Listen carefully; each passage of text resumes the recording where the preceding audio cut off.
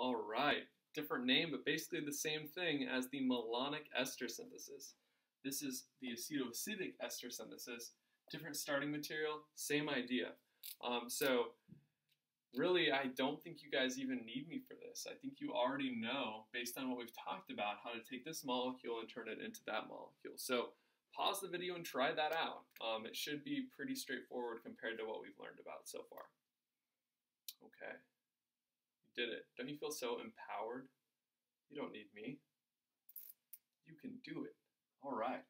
So, how did we do it? Well, what do we have? So, we have a ketone right here. What are we missing? We're missing this ester component, which, again, is going to kind of become our garbage. We don't want that in the product. We want it gone. So, we're going to decarboxylate that piece. What did we put on? Well, we have these two carbons here. Those would be carbons 1 and 2 here. We'll even label this 3. This is still here as 3.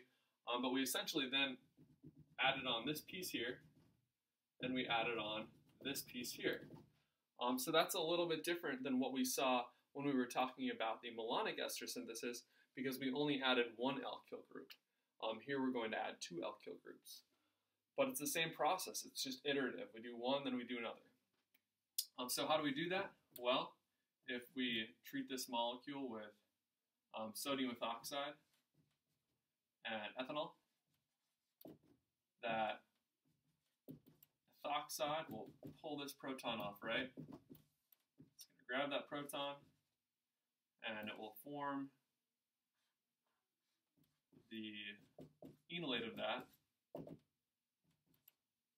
And we can take our pick at this point. Do we want to add the propyl on first? Do we want to add the cyclopropyl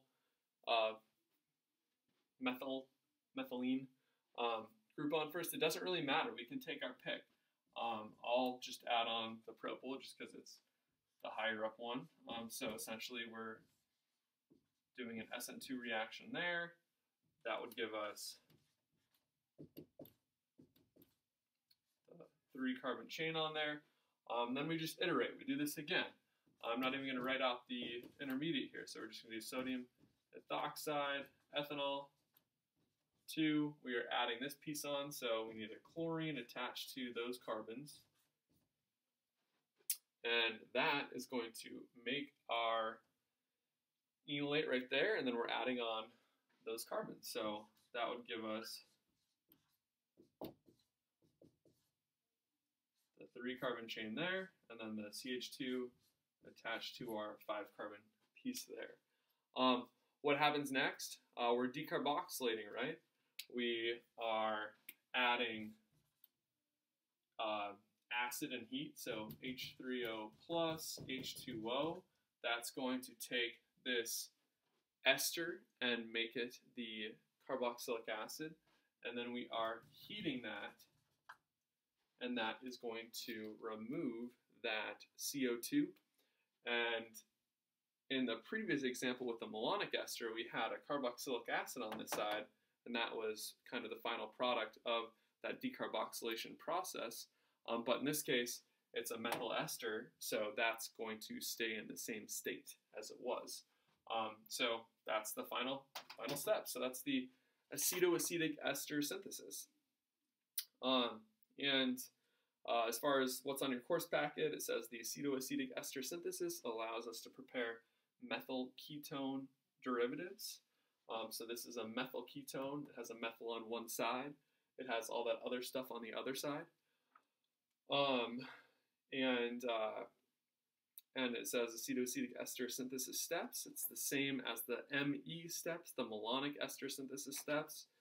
We deprotonate to form our enolate. Then we alkylate, and we can do this step 1 time or 2 times. And this time we did it 2 times, right? We deprotonated to form the enolate. We alkylated. We deprotonated to form the enolate. We alkylated. And then the last step is hydrolysis and decarboxylation. Hydrolysis and decarboxylation drawn as a single step.